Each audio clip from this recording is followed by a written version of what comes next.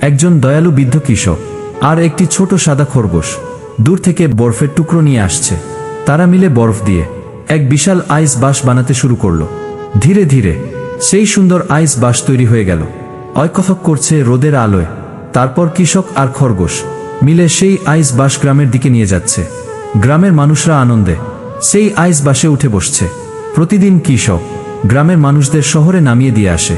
এখন কৃষকের কাছে অনেক টাকা হয়েছে।